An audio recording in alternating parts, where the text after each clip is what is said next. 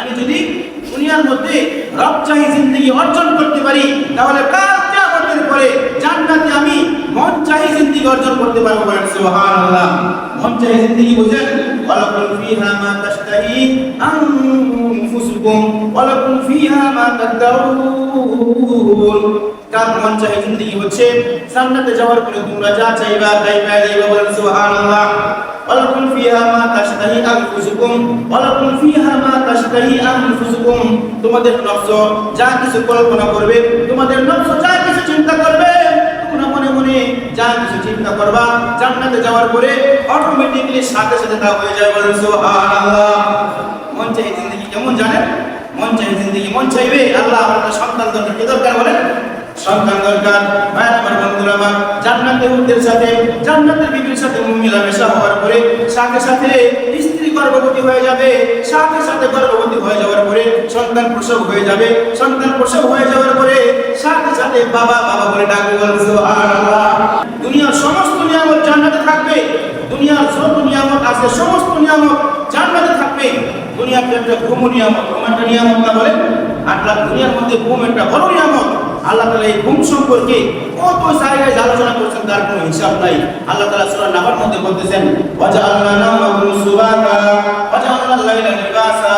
আমি তোমাদের জন্য রাত্রি বানাইছি লিবাস স্বরূপ, রাত্রি বানাইছি পোশাক স্বরূপ, আর আমি তোমাদের জন্য ঘুমকে বানাইছি তোমাদের শরীরের ক্লান্তি দূর করার জন্য একটা মাধ্যম। বলেন সুবহানাল্লাহ। মানুষ যখন কাজ করতে করতে ক্লান্ত হয়ে যায়, একটু বিশ্রাম নেওয়ার জন্য একটু আরাম করে কোনটা আছে 5 মিনিট ঘুম আসলে মানুষের সমস্ত ক্লান্তি দূর হয়ে যায়। ঠিক না ঠিক বলেন? দুনিয়ার জমিনে ঘুম একটা বড় নিয়ামত। ঠিক না ঠিক বলেন? ঘুম একটা বড় নিয়ামত, কিন্তু জান্নাতের মধ্যে ঘুম থাকবে না। ঘুম আসতে চাইলেও ঘুম আসবে না। কারণ কি? জান্নাত ঘুমের জায়গা না, জান্নাত হচ্ছে আনন্দ ফুর্তি করার জায়গা। বলেন সুবহানাল্লাহ। আনন্দ ফুর্তি রাতে কি কেউ ঘুম আসে বলেন? এই যে বিয়া বাড়িতে এক্সেল বাজানো হয়, নাচ গানের আয়োজন করা হয়, ওই রাত্রে আনন্দ ফুর্তিরা ওই রাত্রে কি মানুষ ঘুম আসে বলেন? ঘুম আসে? অথচ ঘুম কত বড় নিয়ামত। ঠিক তেমনি ভাবে জান্নাতে প্রত্যেকদিন আনন্দ ফুর্তি চলবে। জান্নাতে প্রত্যেক রাত্রে উটদেরকে নিয়ে গানের মজমা বসবে, গানের আয়োজন চলবে। বলেন সুবহানাল্লাহ। জান্নাতে কি গানের আয়োজন হবে, জান্নাতে কি গান চলবে, জান্নাতের গায়িকারা আপনাদেরকে কি গান গেয়ে শোনাবে। আর আল্লাহ নবী হাদিস বলে গিয়েছেন, যে হাদিসটা ইমাম বুখারী রাহমাতুল্লাহ আলাইহি তার বুখারী কিতাবের মধ্যে আছেন, জান্নাতের রমণীরা, জান্নাতের গায়িকারা, জান্নাতের হুরেরা আপনাদেরকে প্রতিদিন আনন্দ দিবে, আর নেচে গিয়ে আপনাদেরকে এরকম ভাবে ফুর্তি দিবে, আনন্দ দিবে, আপনাদের উল্লসিত করবে, আপনাদেরকে কি গান গিয়ে শোনাবে, ওই গানটাও হাদিসের মধ্যে আসছে। তো ভাই আমার বন্ধুরা আমার, এই জন্য বলতেছিলাম জান্নাত হচ্ছে ফুর্তি করার জায়গা। জান্নাত হচ্ছে কিসের জায়গা বলেন? আনন্দ ফুর্তি করার জায়গা। জান্নাত ঘুমের জায়গা না। আল্লাহ তাআলা বলতেছেন, ওয়ালাকুম ফিহা মা তাশতাহি আনফুসুকুম ওয়ালাকুম ফিহা মা তাদউন। তোমাদের নফস যা চাইবে, তোমাদের মন যা চাইবে, জান্নাতে তোমরা তাই করতে পারবে। বলেন সুবহানাল্লাহ। ভাই আমার বন্ধুরা আমার, মানুষ কি বৃদ্ধ বয়সে আনন্দ ফুর্তি করতে পারে? আরে বলেন, বৃদ্ধ বয়সে যদি মানুষ আনন্দ ফুর্তি করতেও চায়, তাহলে বিষয়টা ভালো দেখায় না। ঠিক না ঠিক বলেন? বিষয়টা কি দেখায় না বলেন? ভালো দেখায় না। একটা মুরব্বী এই যে বাচ্চারা যে গানের আয়োজন করে, বিয়ে বাড়িতে একটা গানের আসর হয়, কোন মুরব্বী মানুষকে বসে বসে দেখতে পারে? বলেন, এই কথা বলেন না কেন? এই যে কাকার দাঁড়িয়ে আছে, কত সুন্দর সাথে এই কাকার দাঁড়িয়ে হয়ে গেছে, এখন বাচ্চা বলে আবার নাচ গান দেখতেছে, এই কাকারকে সেখানে যাইতে পারবে? এই চাচারা সেখানে যাইতে পারবে? যাইতে পারবে? তাদের লজ্জা, তাদের বয়স, তাদের দাঁড়িয়ে একটা বাধা হয়ে দাঁড়াবে। ঠিক না ঠিক বলেন?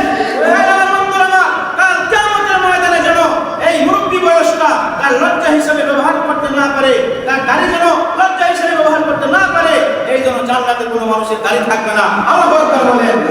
এই জন্য জান্নাতে কোনো মানুষ মুরব্বী হবে না। আল্লাহু আকবার বলেন। আর মুরব্বী হইলে তো সব জায়গায় যাইতে পারবে না। ঠিক না ঠিক বলেন? মুরব্বী হওয়ার পরে যদি সেই গাড়ির আসরে যায়, আর কেউ দেখে ফেলবে, দেখে ফেললে কি বলবে বলেন তো? বর্তমান সমাজে একটা ডায়লগ ভাইরাল হয়েছে, একটা বক্তা, মুরব্বী ঠিক না ঠিক বলেন?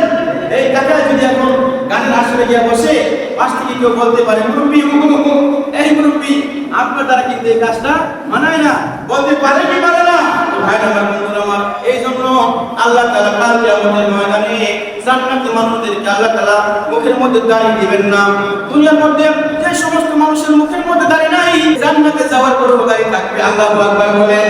দুনিয়াতে যাদের গাড়ি নাই তাদের গাড়ি থাকবে, আর যাদের দুনিয়ার মধ্যে গাড়ি আছে, আল্লাহর নবী সুন্নাত রাখছেন, মানুষের তিরস্কার উপেক্ষা করার পরেও স্ত্রী পছন্দ করে না, শালী পছন্দ করে না, দোলাভাইয়ের মুখে দাড়ি দেখতে মুরব্বি লাগে, ঠিক না?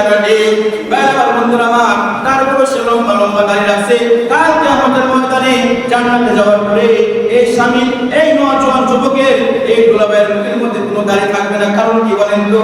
কারণ হচ্ছে ওই যে দাড়ি যেন কাল কিয়ামতের ময়দানে আনন্দ ফুর্তির জায়গা যাওয়ার জন্য অন্তরায় না হয়, বাধা হয়ে না দাঁড়ায়, তার যেন লজ্জা না লাগে, সে যেন সবখানে যাইতে পারে, সবকিছু করতে পারে, এই জন্য মুখে সম্মানের দাড়ি থাকবে না। আল্লাহু আকবার বলেন। এই জন্য তার বয়স বাড়বে না, এই জন্য সে মুরব্বি হবে না। জান্নাতে যারা যাবে প্রত্যেকটা নারী আর পুরুষ হবে সমান সমান বয়সের। বলেন সুবহানাল্লাহ। এই কেউ বলেন তো জান্নাতে যাওয়ার পরে নারী আর পুরুষের বয়স কি পরিমাণ থাকবে? বলেন। বলতে হবে তো, ওয়াজ শিখতে হবে তো, মাসআলা দুই একটা মনে রাখতে হবে তো। শুধু প্রত্যেকদিন ওয়াজ শোনাম, প্রতি জুমায় ওয়াজ শোনাম, দুই একটা যদি মনে না রাখতে পারি, তাহলে আমার এই জুমার সমস্ত বয়ান মিঠাই চলে যাবে, আপনাদের আশা সব মিঠাই চলে যাবে। ভাই আমার বন্ধুরা, আমার আল্লাহ তাআলা বলতেছেন উরবান আতরাবা, আল্লাহু আকবার বলেন। উরবান আতরাবা, জান্নাতের নারী আর পুরুষ হবে সমবয়স্কা। বলেন সুবহানাল্লাহ। কি বয়স্কা? বলেন সমবয়স্কা, অর্থাৎ সেম বয়সের হবে। জান্নাতের পুরুষের বয়স হবে 33, জান্নাতের নারীর বয়স হবে 33। বলেন সুবহানাল্লাহ। কত বয়স বলেন?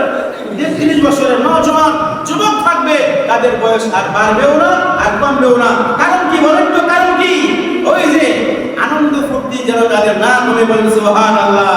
আনন্দ ফুর্তি যেন কি না কমে, আনন্দ ফুর্তি যেন না কমে। এই জন্য বলতেছিলাম, দুনিয়া হচ্ছে রবচাহি জিন্দেগি, দুনিয়া হচ্ছে রবচাহি জিন্দেগি। দুনিয়ার জিন্দেগিতে আমি আমার নিজের ইচ্ছা মতো চলতে পারবো না, দুনিয়ার জিন্দেগিতে আমি আমার জীবনকে ইচ্ছা মতো চালাইতে পারবো না। রবের মতো চালাইতে হবে, কোরআন সুন্নাহর মতো চালাইতে হবে। কিন্তু কাল কিয়ামতের পরে যে জিন্দেগি আসতেছে, জান্নাতের জিন্দেগি, সেটা হবে আমার মন চাহি জিন্দেগি। বলেন সুবহানাল্লাহ। জান্নাত হবে মন চাহি জিন্দেগি, আর দুনিয়া হবে কোন জিন্দেগি? বলেন দুনিয়া হবে রবচাহি জিন্দেগি। বলেন সবাই, দুনিয়া হবে রবচাহি জিন্দেগি, আর জান্নাত হবে মন চাহি জিন্দেগি। বলেন সুবহানাল্লাহ। যে সমস্ত মানুষ দুনিয়ার মধ্যে নিজের সমস্ত আকাঙ্ক্ষার বিসর্জন দিয়ে নবী সুন্নাত তরিকা মতো নিজের জীবনকে চালাইতে পারলো, আল্লাহর হুকুম আর নবী সুন্নাত তরিকা মতো জীবনকে পরিচালিত করতে পারলো, কাল কিয়ামতের ময়দানে আল্লাহ তাআলা বলতেছেন ওয়ালাকুম ফিহা মা তাশতাহি আনফুসুকুম ওয়ালাকুম ফিহা মা তাদউন। ওই সমস্ত নারী আর পুরুষরা জান্নাতে যাওয়ার পরে তাদের মন যা চাইবে তাই করতে পারলে, জান্নাতে যাওয়ার পরে তারা যা চাইবে তাই তাদের সামনে হাজির হয়ে যাবে। বলেন সুবহানাল্লাহ।